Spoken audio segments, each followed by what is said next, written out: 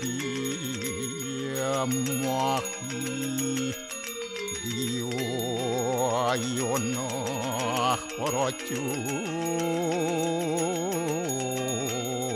adayat narayanu wedem sarum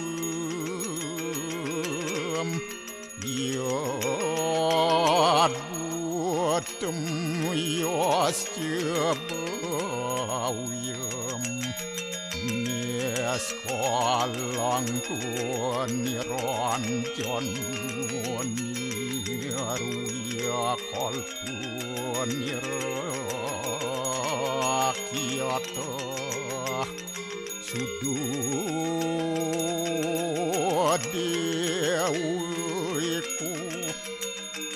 narayanu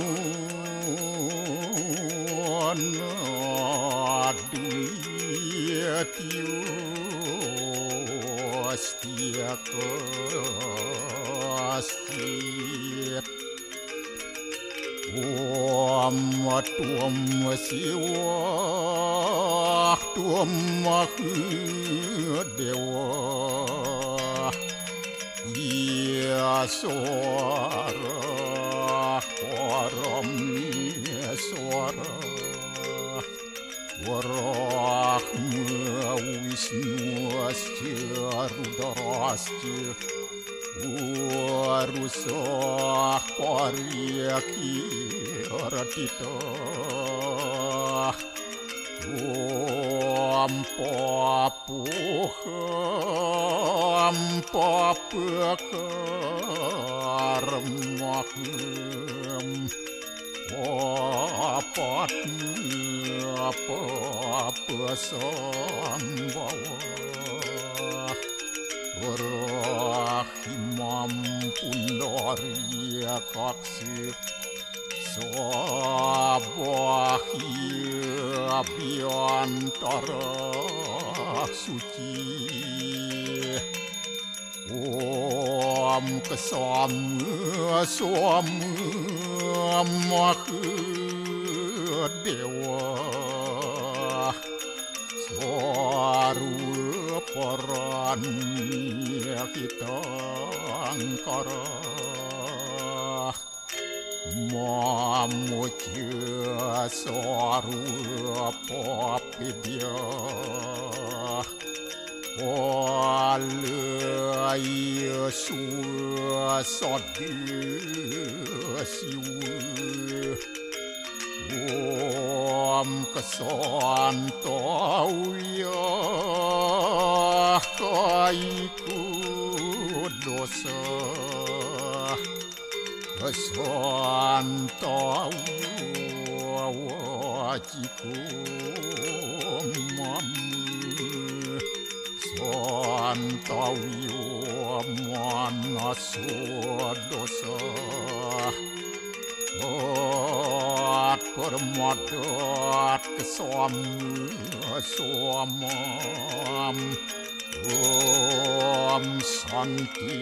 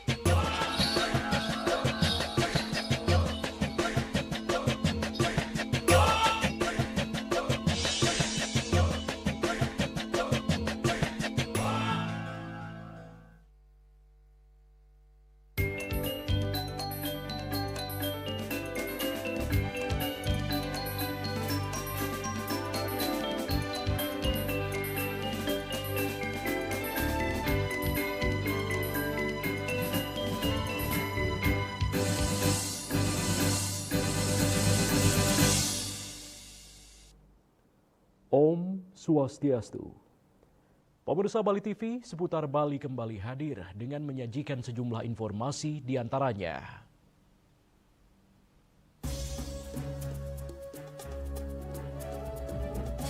Pemirsa, akhirnya TPS 3R Sempidi kembali beroperasi. Gaji pegawai telah dibayar.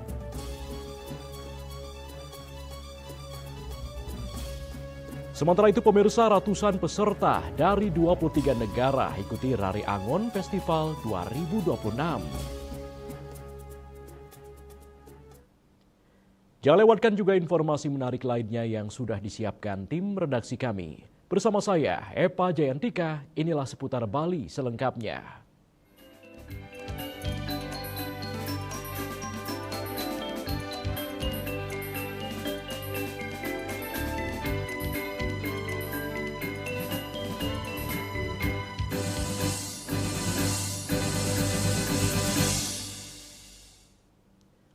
Pemirsa, sampah yang sempat menumpuk di TPS 3R Bumi Resik Asri Desa Adat Sempidi Badung akhirnya mulai diangkut pada Kamis siang 23 Juli 2026. Pengangkutan ini menandai mulai beroperasinya TPS 3R Bumi Resik Asri dan gaji pegawai pun telah dibayar pihak pengelola PT Hejotek.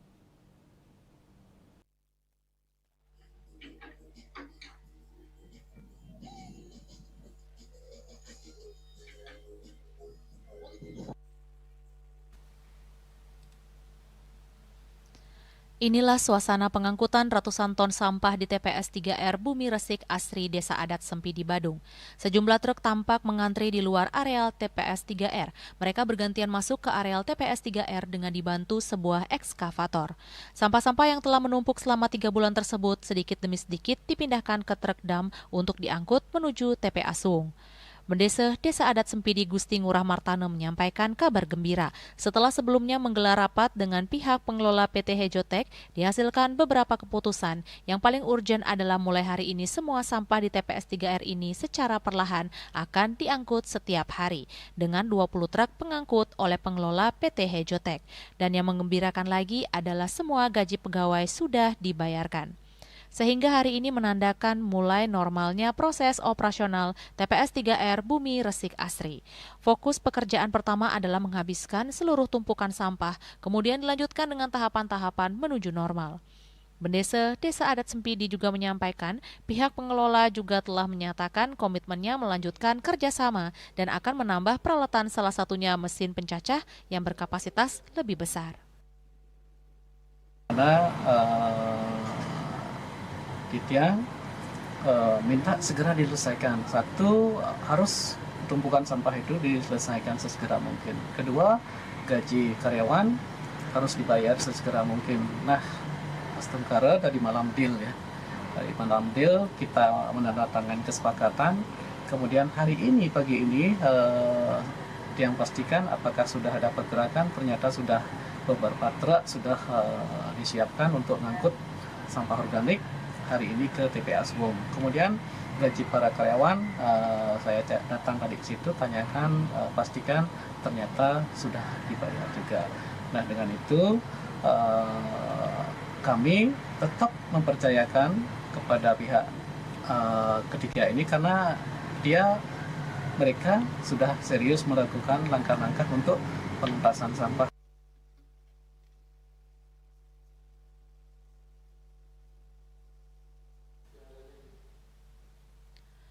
Meski sudah mulai menunjukkan niat baik dari PT Hejotek untuk kembali untuk beroperasi, Mendesa Adat Sempidi menegaskan akan tetap melakukan pengawasan intensif agar apa yang telah menjadi kesepakatan dan MOU di awal tetap berjalan dengan baik. Jika suatu saat nanti pihak pengelola tidak mampu melakukan kewajibannya, MOU tersebut akan ditinjau kembali. Riase, Bali TV. Sementara itu pemirsa, Komisi 2 DPRD menindaklanjuti laporan hasil pemeriksaan atau LHP-BPK terkait temuan kekurangan volume proyek infrastruktur hingga selisih retribusi etiketing pariwisata. DPRD mendesak pemerintah daerah membenahi perencanaan detail engineering design atau DED yang disinyalir menjadi pemicu utama berulangnya keterlambatan pengerjaan proyek dari tahun ke tahun.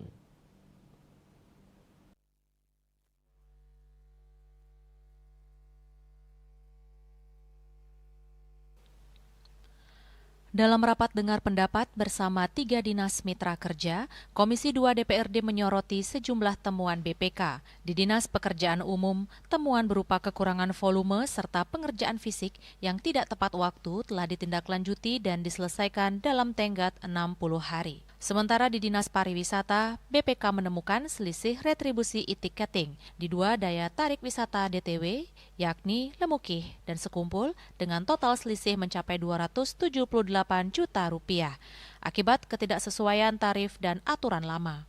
Pihak pengelola telah berkomitmen mengembalikan kekurangan tersebut hingga akhir tahun. Menanggapi keterlambatan pengerjaan proyek yang terus berulang, Dewan menilai masalah utama bersumber dari keterlambatan penyusunan Detail Engineering Design atau DED. DED yang baru dibuat pada tahun berjalan membuat proses tender ikut tersendat.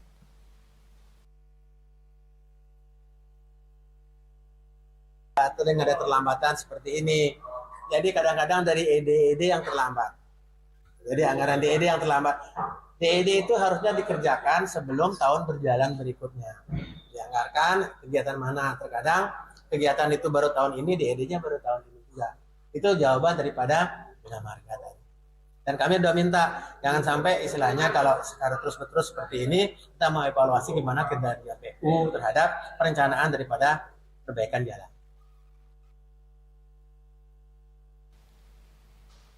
DPRD meminta penyusunan data master dan DED dilakukan secara matang sejak awal, guna mempertahankan predikat opini wajar tanpa pengecualian atau WTP serta mencegah potensi kerugian keuangan daerah di masa mendatang.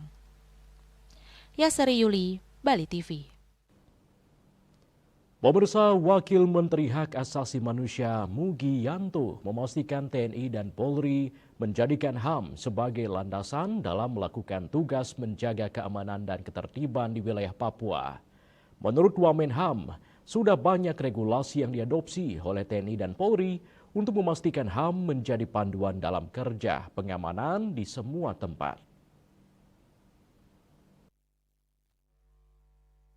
Kementerian Hak Asasi Manusia mengumpulkan TNI dan Polri untuk membahas soal penghormatan terhadap HAM di Papua, termasuk membahas sejumlah isu kasus kekerasan yang terjadi di Papua belakangan ini. Wakil Menteri HAM Mugianto di Gedung Kementerian HAM mengatakan, HAM akan melakukan pengecekan terhadap informasi banyaknya pengungsi internal di Papua yang jumlahnya mencapai ratusan ribu jiwa. Para warga Papua ini mengungsi dari wilayahnya lantaran tidak adanya rasa aman. Ia juga menyebut para pengungsi memiliki hak tempat tinggal dan harus mendapatkan rasa aman serta sejumlah kebutuhan dasar. Ia juga meminta mereka untuk kembali ke tempat asalnya juga belum memungkinkan. Oleh karena itu, Mugianto mengatakan pertemuan bersama TNI Polri dilakukan agar HAM dapat digunakan dalam kerja pengamanan di semua tempat. Ia menyebut telah ada komitmen dari TNI Polri untuk menerapkan HAM. Jadi kami praktis rapat 2,5 jam, agendanya khusus tentang Papua, ya, untuk memastikan sinergi antara Kementerian Hak Asasi Manusia dengan TNI dan Polri. Yang pertama yang ingin saya sampaikan adalah Kementerian Hak Asasi Manusia memberikan apresiasi yang besar, sebesar-besarnya kepada TNI dan Polri atas kerja-kerja yang dilakukan selama ini yang sudah menjadikan hak asasi manusia sebagai dasar, sebagai landasan dalam kerja-kerja penegakan hukum oleh teman-teman Polri, memastikan keamanan dan ketertiban masyarakat, dan juga oleh Polri dalam kerja-kerja memastikan keamanan di Papua. Jadi kami memberikan apresiasi yang sebesar-besarnya. Kemudian yang kedua terkait situasi di Papua ya, perkembangan terakhir. Kalau yang pertama tadi, kami semua sudah menjadikan hak asasi manusia dan memastikan hak asasi manusia dihormati ya di Papua. Dan yang kedua, karena memang situasi di Papua kompleks ya, menurut kami penanganan di Papua membutuhkan keterlibatan konsensus semua pihak ya yang ada di Republik ini, semua komponen bangsa. Dalam kesempatan yang sama, Kabinkum dan HAM TNI, Laksamana Muda TNI Farid Ma'aruf menyatakan bahwa pihaknya berkomitmen untuk menjaga hak dasar warga Papua. Farid mengatakan pelaksanaan tugas di Papua selalu dibekali dengan aturan hukum. Ia juga meminta agar warga Papua mendukung pelaksanaan tugas TNI di Papua. Dari Jakarta, Judi Suharto dan Ketut Sumadiasa melaporkan.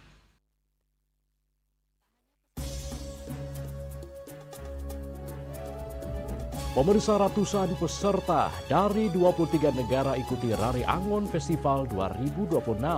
Kami segera kembali dengan laporannya.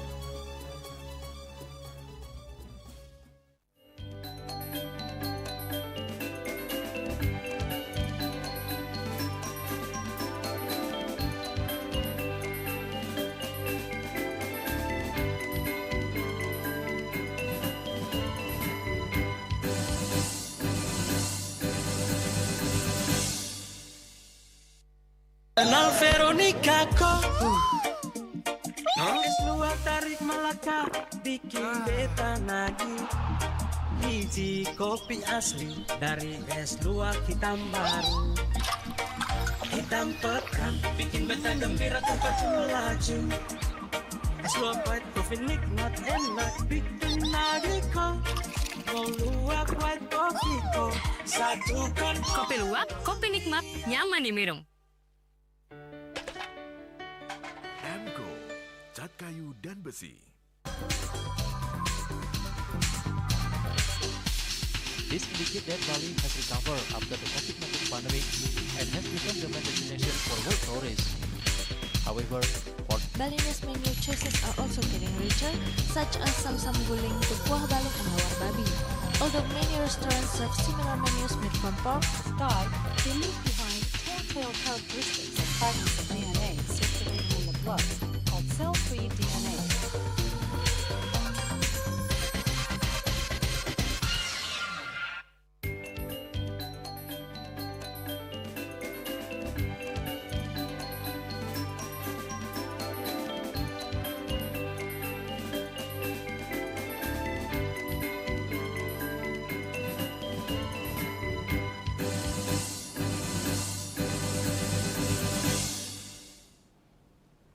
Pemirsa, langit pantai Mertasari Sanur dan Pasar kembali dipenuhi warna-warni layang-layang dalam pembukaan Rari Angon Festival 2026.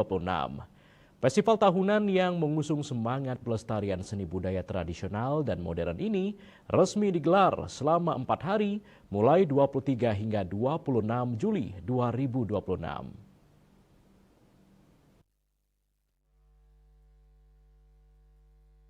Ketua Panitia Rari Angon Festival Gede Eka Surya Wirawan mengatakan antusiasme peserta pada tahun ini sangat tinggi.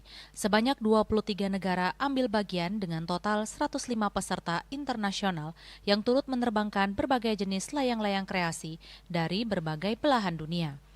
Tak hanya peserta mancanegara, festival juga diramaikan sekitar 1.000 layang-layang dari komunitas lokal dan regional Nusantara. Peserta datang dari berbagai daerah seperti Sleman, Yogyakarta, Surabaya, Jakarta, Sulawesi, hingga Kalimantan, menjadikan festival ini sebagai ajang pertemuan budaya layang-layang terbesar di Indonesia. Selama 4 hari pelaksanaan, panitia telah menyiapkan beragam atraksi menarik.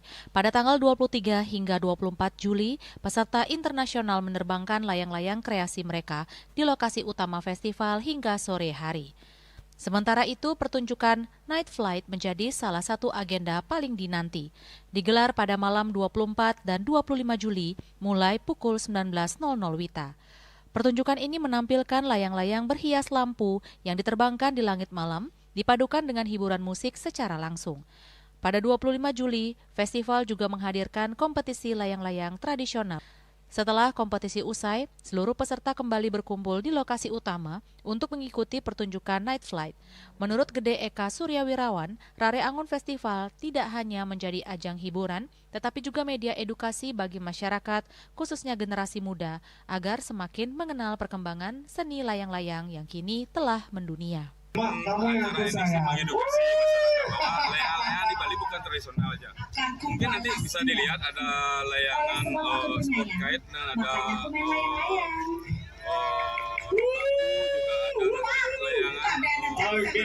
Nah, itu bisa dimainkan berdasarkan semua juga seperti remote tapi pakai tali. Nah, seperti itu. Jadi mungkin edukasi untuk anak. Tadi saya berpikir komentator bahwa layangan itu sudah berkembang, bahwa ada internasional dan komentatornya ganteng, ternyata itu lebih ganteng dari saya lagi. Salah satu peserta festival layang-layang internasional asal Amerika Ron Spalding sangat senang bisa kembali mengikuti Rare Angon Festival di Bali. Suasana di Pantai Mortesari luar biasa, anginnya sangat baik untuk menerbangkan layang-layang. Wonderful festival.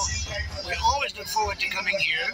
Sanur is on the top of our list for the wonderful kite festival. The international kites and the traditional kite competition is coming. We're looking forward to that. Melalui festival ini, masyarakat dapat menyaksikan berbagai jenis layang-layang modern kelas internasional, mulai dari sport kite, rokaku, hingga revolution kite atau layang-layang kendali.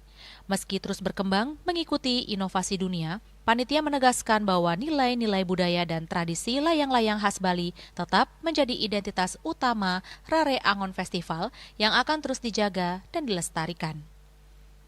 Yana, Bali TV. Pemirsa, keunikan Rare Angon Festival 2026 di Pantai Mertasari Sanur tidak hanya datang dari peserta mancanegara. 3 layang-layang raksasa, tokoh punakawan Jawa yakni Bagong, Semar, dan Gareng sukses mencuri perhatian pengunjung yang memadati kawasan festival.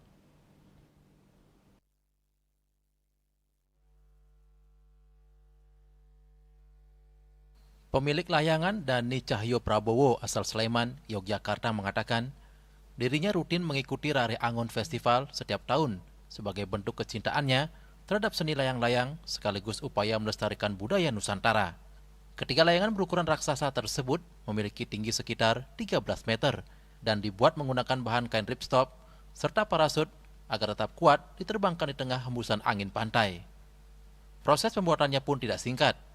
Dani mengungkapkan ia membutuhkan waktu sekitar 6 bulan untuk menyelesaikan 3 karya tersebut hingga siap mengudara. Menurut Dani, tokoh punakawan dipilih karena memiliki filosofi yang kuat dalam budaya Jawa. Melalui layangan ini, ia ingin memperkenalkan kekayaan budaya Indonesia kepada masyarakat, baik di dalam maupun luar negeri. Tidak hanya tampil di Bali, layangan punakawan, karya Dani juga telah berkeliling ke berbagai daerah di Indonesia, mulai dari Kalimantan, Surabaya, hingga Sulawesi. Bahkan karya tersebut pernah diterbangkan di ajang festival internasional di Johor, Malaysia, dan Prancis. Seperti kita membuat layangan punakawan ini kan kita membawa budaya kita sendiri. Kita mengenalkan budaya terutama Jawa ke mancanegara bahkan ke internasional. Bahwa kita punya budaya wayang yang khas terutama di Jawa, Yogyakarta. Bagi Dani, layangan bukan sekedar permainan, tetapi juga media diplomasi budaya. Setiap kali mengikuti festival internasional, ia selalu membawa layangan bertema budaya Jawa sebagai identitas Indonesia di mata dunia. Yana, Bali TV. Sementara itu, pemirsa, pemerintah Kabupaten Buleleng mematangkan berbagai persiapan menjelang pembukaan Lovina Festival ke-12 tahun ini yang akan dimulai pada 24 Juli esok hingga 28 Juli di kawasan Pantai Lovina. Berbagai fasilitas, panggung hingga kolaborasi dengan pelaku pariwisata disiapkan untuk menyambut wisatawan.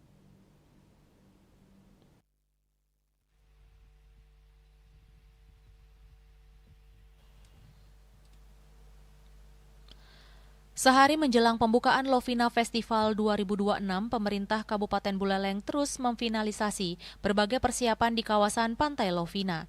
Dengan mengusung tema Theater of Dolphins yang mengangkat harmoni antara alam, budaya, dan pariwisata berkelanjutan. Panitia menyiapkan 2 lokasi utama pertunjukan.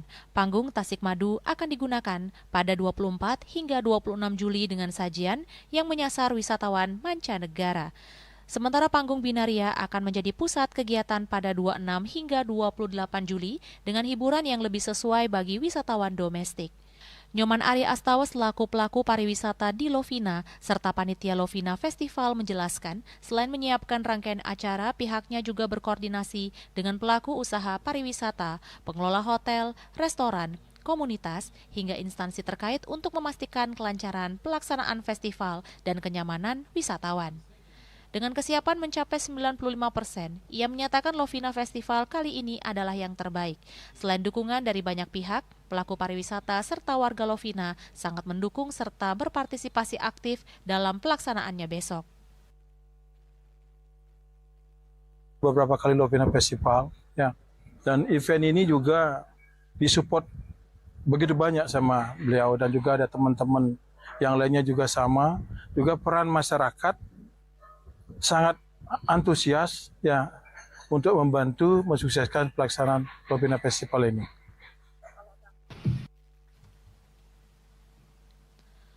Roland, warga asing yang telah beberapa kali turut berpartisipasi aktif menyokong Lovina Festival, menyatakan jika perhelatan tahun ini jauh lebih besar ketimbang sebelumnya. Saya juga sudah ikut beberapa tahun untuk Lovina Festival. Saya lihat tahun ini sudah berbeda dari tahun lalu. Sekarang yang Lovina Festival lebih besar, lebih mantap. Mudah-mudahan bisa masih lama.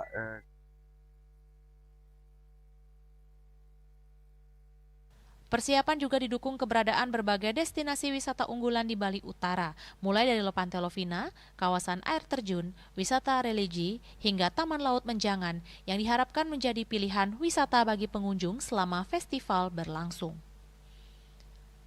Yasari Yuli, Bali TV.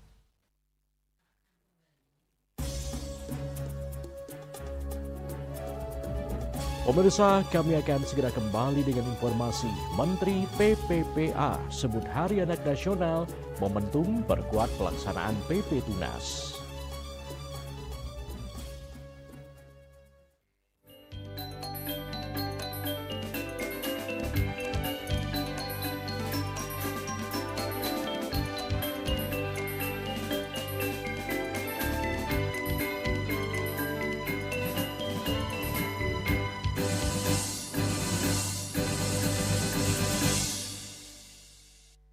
Kenal Veronica kok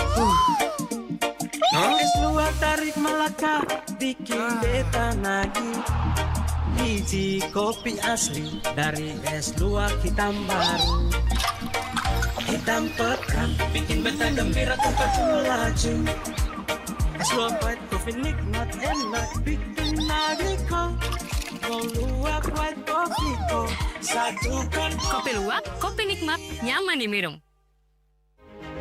Cat Color dengan daya sebar yang luas, cepat kering, dilengkapi 39 pilihan warna, kualitas dijamin terbaik. Cat Color harga ekonomis.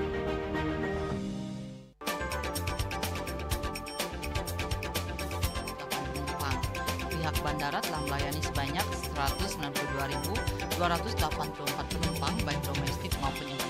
Operator mengatakan dari kunjungan wisatawan mencapai 3.000 pengunjung per hari tersebut. Ini mengacu pada perdagangan harga gabah yang juga semakin mahal saat ini.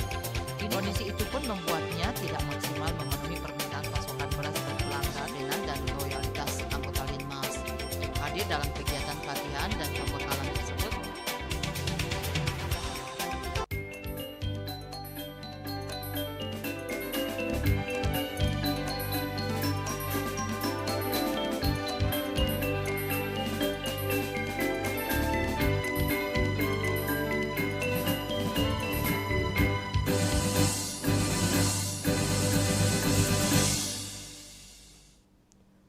Pemirsa, Menteri Pemberdayaan Perempuan dan Perlindungan Anak Arifah Fauzi berharap peringatan Hari Anak Nasional tahun 2026 dapat menjadi momentum untuk memperkuat penerapan Peraturan Pemerintah Nomor 17 Tahun 2025 tentang tata kelola dan perlindungan anak di ruang digital atau PP Tunas. PP Tunas membatasi akses anak di bawah usia 16 tahun pada platform digital berisiko tinggi untuk melindungi anak-anak dari konten berbahaya, eksploitasi, dan adiksi digital.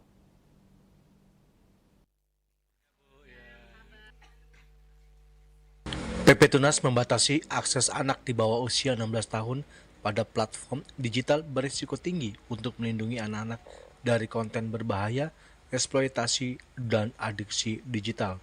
Kebijakan tersebut tidak dimaksudkan untuk melarang penggunaan gawai, melainkan untuk mengatur penggunaan gawai agar tetap tepat sasaran dan mendukung proses pembelajaran siswa. Menteri Pemberdayaan dan Perlindungan Anak Arifah Fauzi pun menekankan pentingnya edukasi dan literasi perlindungan anak di ruang digital. Upaya ini penting mengingat saat ini masih banyak orang tua yang menerapkan pengasuhan dengan menggunakan gawai atau gadget. Untuk mensemarakkan kembali, mengenalkan kembali permainan tradisional, ini sudah kami lakukan sejak peringatan Hari Anak tahun yang lalu. Kenapa kami ambil permainan tradisional? Karena anak-anak kita nggak bisa hanya dilarang, stop ya main gadget, nggak bisa. Satu alasannya nugas, bukan sih nugasnya apa sih gitu, ternyata mengerjakan tugas sekolah. Jadi tugas sekolah itu masih pakai gadget. Saya juga sudah pernah menyampaikan ke Pak Menteri, Pak, kalau bisa tugas anak-anak sekarang tuh jangan pakai gadget lagi Pak, langsung aja tulis tangan gitu. Itu pernah saya sampaikan. Kemudian di 2025 kita juga sudah minta kepada para pimpinan daerah, mereka memberikan bantuan permainan tradisional berbasis kearifan lokal. Kalau dulu kan kita nggak punya gadget ya, dari namanya istirahat itu benar-benar ketemu dengan teman, main sepak bola, main loncat tali, main tak umpet, apapun itu, dan bertemu secara fisik. Jadi ini yang sudah kita lakukan, dan dalam peringatan Hari Anak kita juga seluruhnya menyarankan, bukan surat edaran peringatan Hari Anak. Dari Jakarta, Juli Suwata dan Ketut Sumadiasa melaporkan. Pemirsa, program makan bergizi gratis MBG akan dievaluasi pemerintah. Salah satunya, Badan Gizi Nasional BGN akan melakukan pemetaan dengan memprioritaskan anggaran MBG tahun ini bagi siswa dari keluarga kurang mampu. Sedangkan bagi siswa dari keluarga mampu atau kaya tak lagi mendapatkan MBG. Rencana ini direspon beragam oleh siswa SMP di Kota Denpasar, sementara pihak sekolah pasrah mengikuti aturan pemerintah.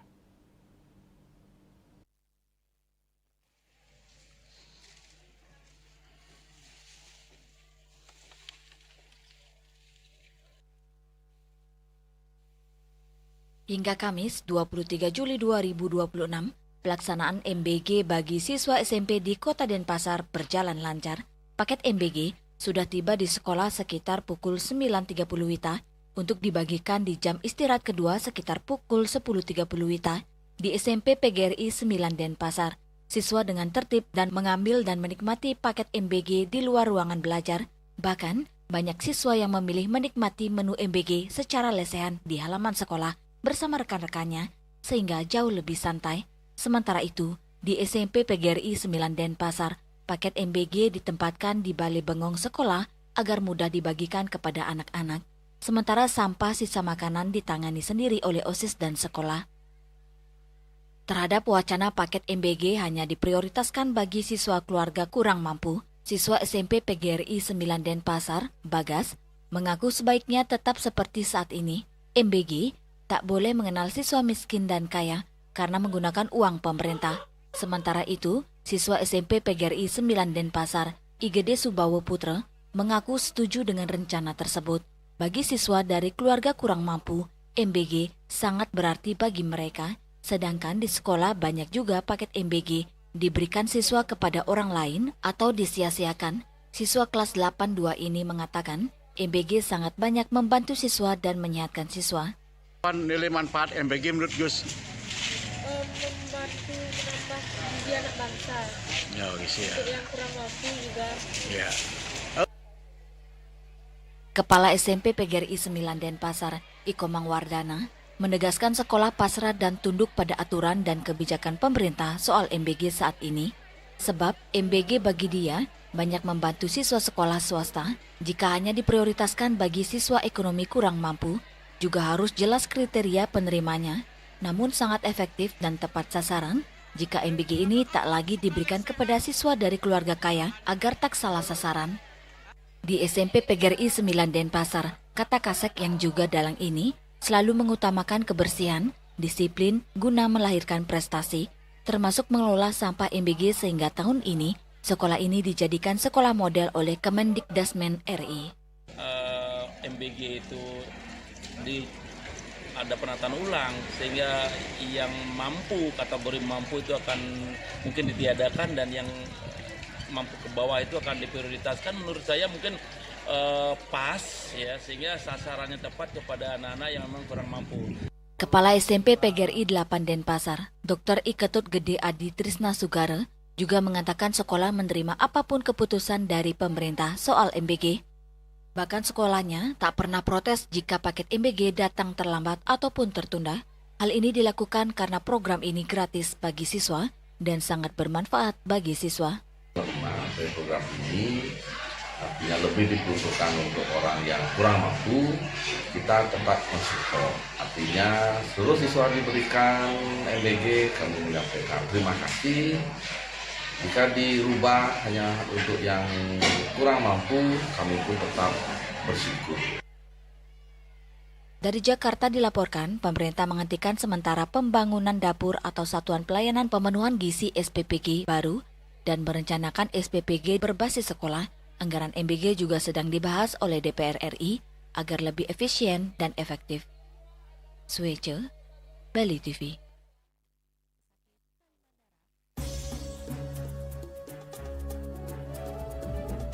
Pemirsa, maestro dongeng serta pendiri sanggar Kukuruyuk Madetaro berpulang.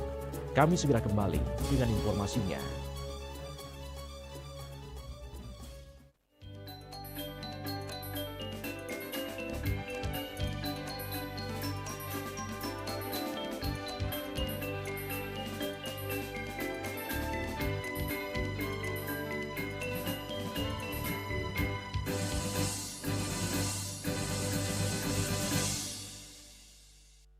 Kenal Veronica kok Es luar tarik Melaka bikin beta nagih. Biji kopi asli dari es luar hitam baru. Hitam pekat bikin beta gembira tempat melaju. Es luar white kopi nikmat enak bikin nagih kok. Mau luwak white kopi kok satukan. Kopi luwak, kopi nikmat, nyaman diminum.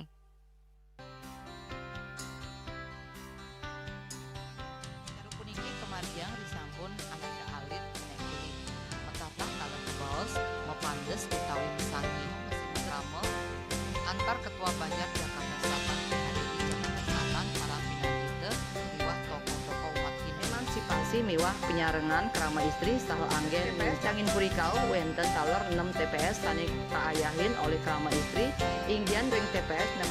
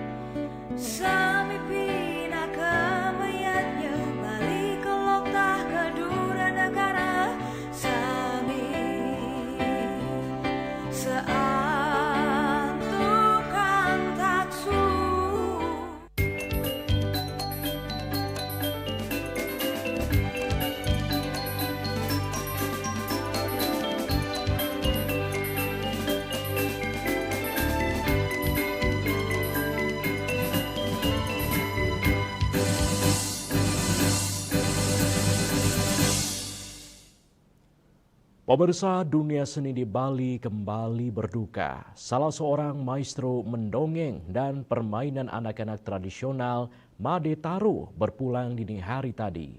Made Taro berpulang bertepatan dengan Hari Anak Nasional pada usia 87 tahun.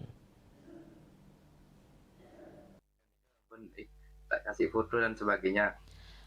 Salah satu putra Made Taro, Iketut Tarmadi, mengatakan ayahnya berpulang pukul 01.30 WITA dini hari di Rumah Sakit Bali Mandara. Made Taro telah dirawat di Rumah Sakit Bali Mandara lebih dari 2 minggu. Awalnya Made Taro mengalami gangguan di perut, namun setelah dilakukan pemeriksaan terdapat gangguan pada paru-parunya. Untuk saat ini, jenazah Made Taro disemayamkan di rumah duka Darmayatnya. Ia menyebut sesuai permintaan Made Taro, rencananya upacara ngaben hingga ngelanus akan diselenggarakan di Punduk Dawo pada tanggal 26 Juli mendatang. Menurutnya, kepergian Made Taro merupakan sebuah kehilangan karena Made Taro yang berlatar belakang seorang guru dan pernah mengajar di SMA Negeri 2 Denpasar adalah sosok pembimbing. Dengan segala macam tindakan yang tiang percaya memang medis sudah berusaha maksimal. Sampai akhirnya dipindah ke ICU, lebih intens lagi dan sempat gagal nafas lagi. Akhirnya jalan terakhir dibuatkan operasi tracheostomi ya. Jadi nafas buatan dari sini. Jadi bapak bernapas dari sini. Nah Nike kalau di total mulai dari kamar, HCU dan ICU dan ICCU Nike hampir 1 bulan sudah hampir sekali 1 bulan. Ternyata perkembangan bapak Nike maksimalnya memang tidak bisa lagi seperti sedia kala gitu. Karena mengingat usia, kalau dari pihak medis sudah berusaha maksimal. Jadi pihak keluarga Nike diharapkan untuk bisa menerima apapun yang terjadi gitu. Untuk diketahui, Made Taro lahir 16 April 1939 dan sejak tahun 1973, Made Taro terus berkeliling mendongeng sambil bermain.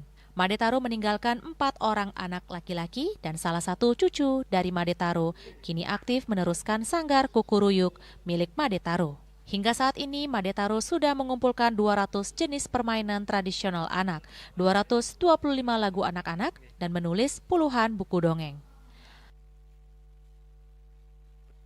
Ari Wiratmaja, Bali TV. Pemirsa, sebelum meninggal dunia pada hari Kamis 23 Juli 2026 dini hari, Made Taro, maestro dongeng dan budayawan legendaris Bali, sempat menitipkan wasiat kepada keempat putranya, yaitu untuk selalu berbuat baik, sebarkan ilmu, serta yang paling menyentuh, yaitu membagikan buku-buku hasil karyanya kepada siapa saja yang membutuhkan secara gratis.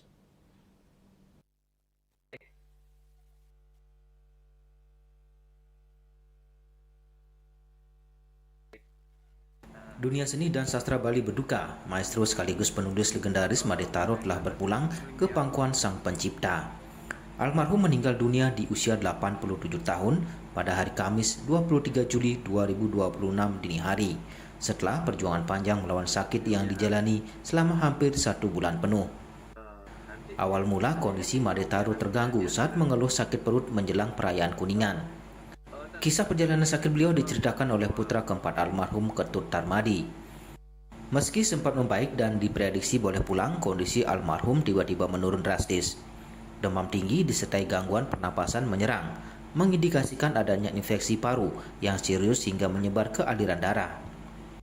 Setelah dibawa ke IGD Bali Mandara, tim medis menemukan adanya penyumbatan usus akibat sisa feses yang mengeras, kondisi yang dipengaruhi riwayat operasi hernia yang pernah dijalani.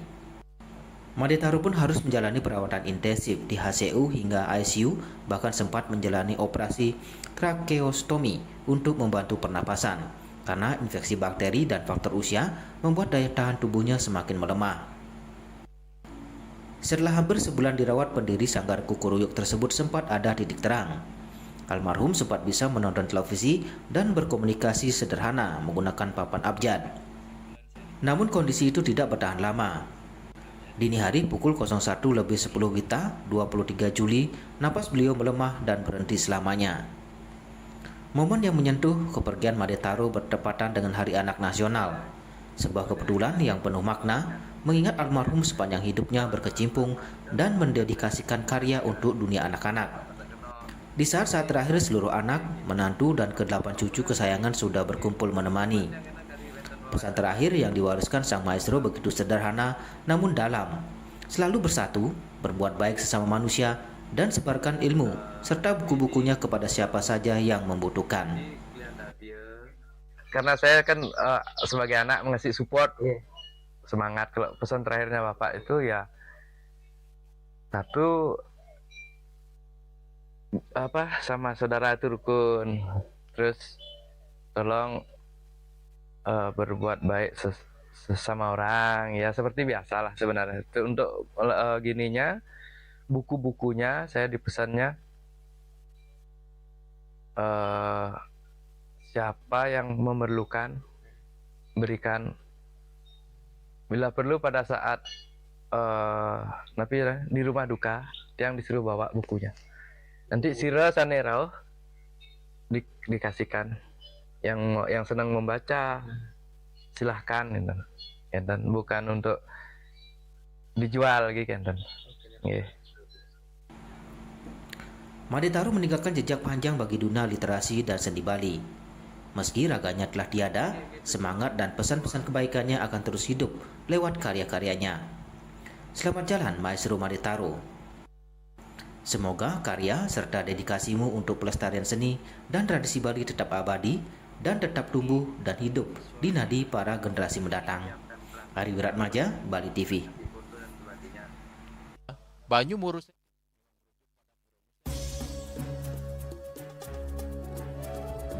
Pemirsa, jangan beranjak dulu, kami segera kembali dengan laporan Jejak Kuno Pura dan Kayangan Dalam Camusen.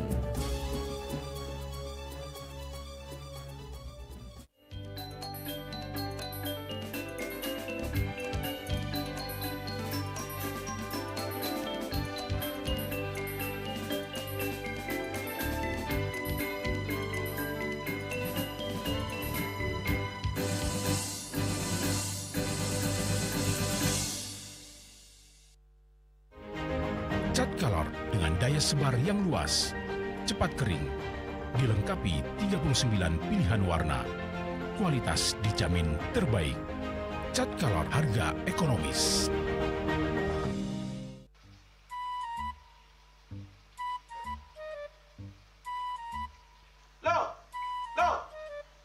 Nyai bengongen. Oh, ake ngerti be, amun seorang perempuan, seorang istri melamun, isi dompetnya pasti KTP rogen.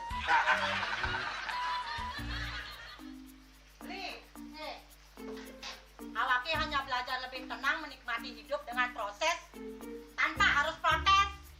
Loh, hidup itu adalah sebuah perjalanan, bukan perbandingan. Maka jangan pernah kamu bandingkan prosesmu dengan orang lain, karena kita berdiri di bumi yang sama dengan takdir yang berbeda. Oh, ini bertakdir awake nganten gak beli, saya proses tapi stres. Wah, semula punya Nyai. Takdir ya Nyai. Ini pijit tangan lu, sakit lagi awak-awake. Apa?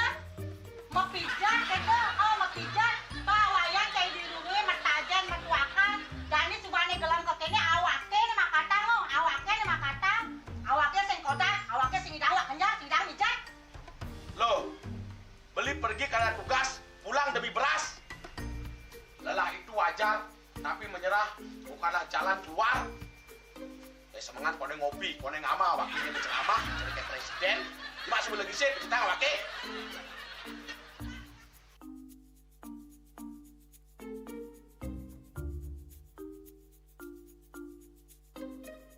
Kene be, kene awake makatang, awake bemerjati ngencadang dongkang ini. Oh, kadang timpalnya jadi makatang. Nyadap ke saya dirundungi wayan. Ini, ayo kemarin jangan bicaranya nih lo. Ini siap bicetan awake jangan beli, langise ane jangan. Wah, si lagi sini ane ngorek tempe semangat aja kangon. Melang saya beli ngomong, ini madan minyak ganda pati. Aduh, sudah lo, besoknya beli lo. Pemelane nih. Pelan, jangan nggak dikasih lagi sini. Apa dikasih lagi sini lo? Coba tinggalin. Nih di HP ini nah ada beli. Nak liu kasihatnya nih beli waktu nak nganggon minyak gana pati ada nih beli meringankan apa ada nih kaki terkilir, keseleyor, rematik, pegelinu, pilak, kesemutan, bangcang sakit pokoknya megenap kasihatnya nih. Nih, mana gijil? Yang kita nakon apa naki? Awaknya saya ketakonan. Jadi awaknya bersehat. Jadi awaknya bisa nyai di kamar ini. Aku asingnya. Asingnya nyai, awaknya bersegar di kakak lain nyai. Beli. Baik.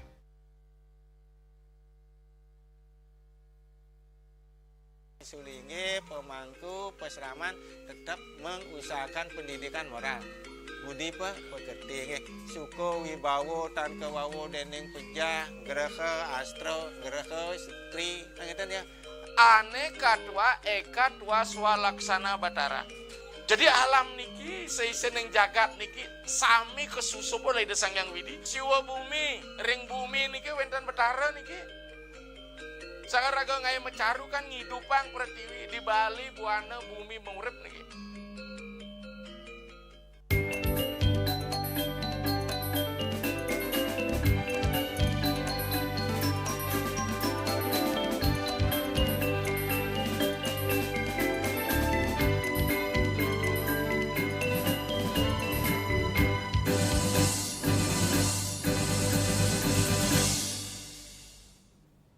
Pemirsa, dunia sastra dan kebudayaan Bali berduka. Maestro dongeng, penulis, pendidik, sekaligus pelestari permainan tradisional Bali, Made Taro, tutup usia pada Kamis tanggal 23 Juli, bertepatan dengan peringatan Hari Anak Nasional pada usia 87 tahun. Komitmennya dalam melestarikan budaya telah mengantarkannya menerima berbagai penghargaan yang menjadi bukti bahwa kiprahnya tidak hanya penting bagi Bali, tetapi juga bagi pelestarian tradisi lisan Indonesia.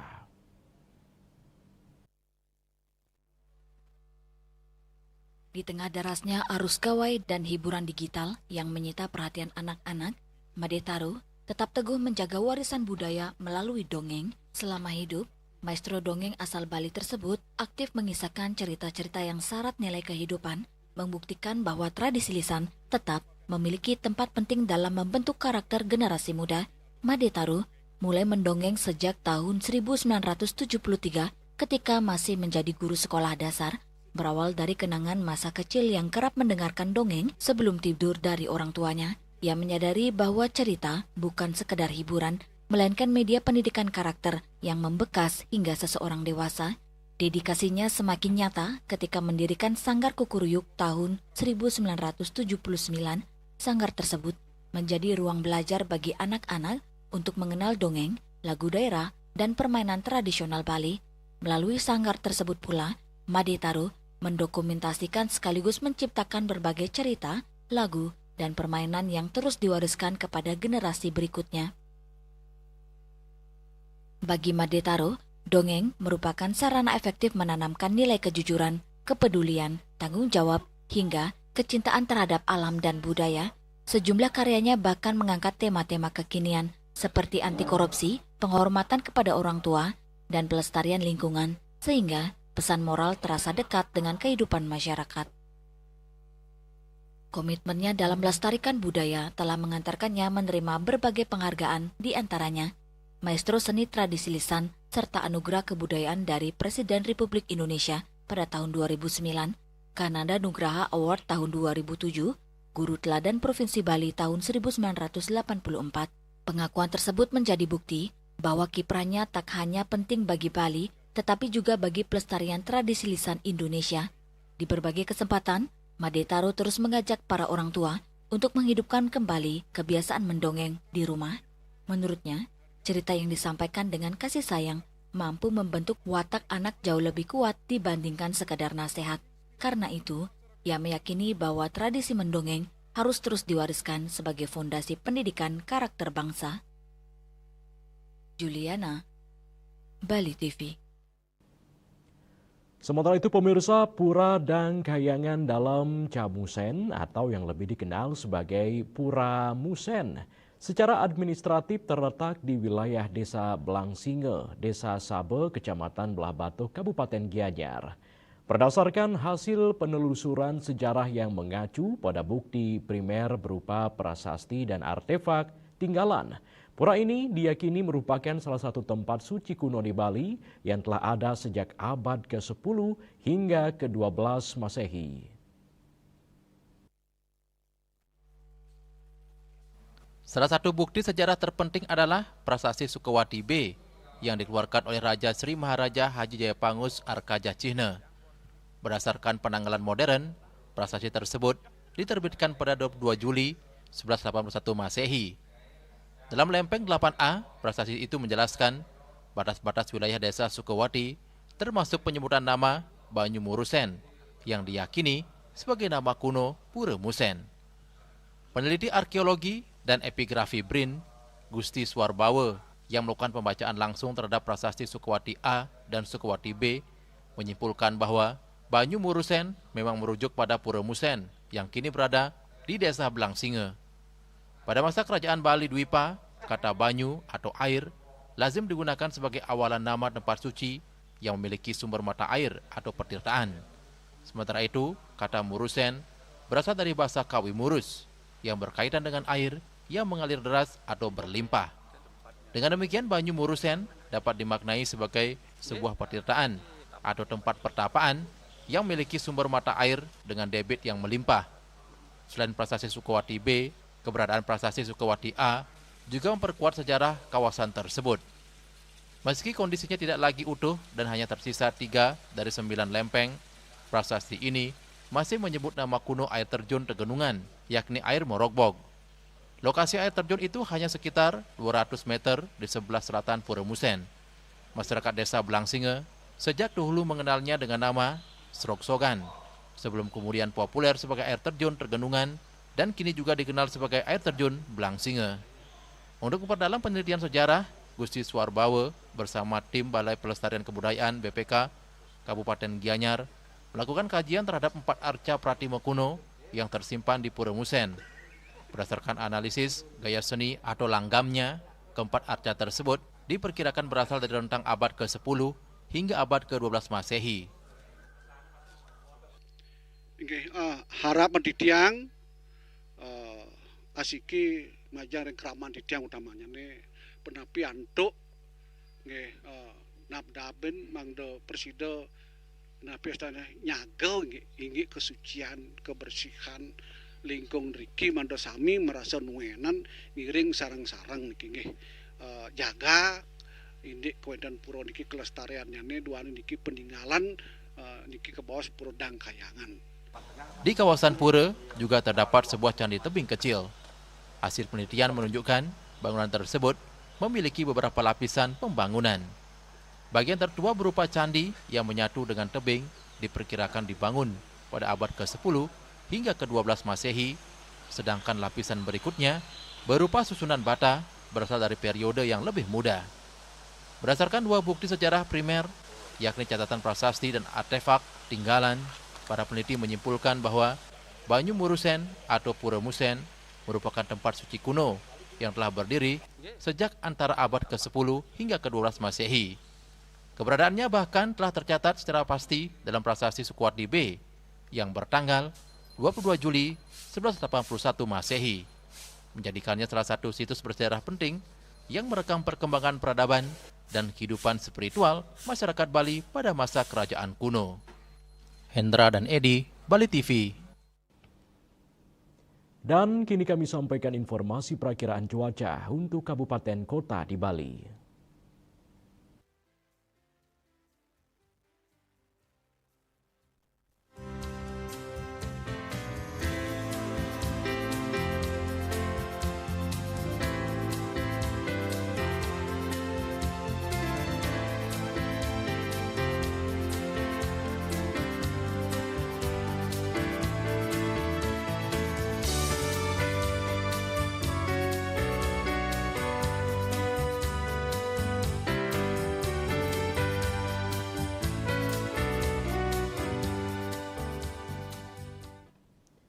Seputar Bali bersama Minyaapun Ganapati, Usada Bali Keluarga Sehat.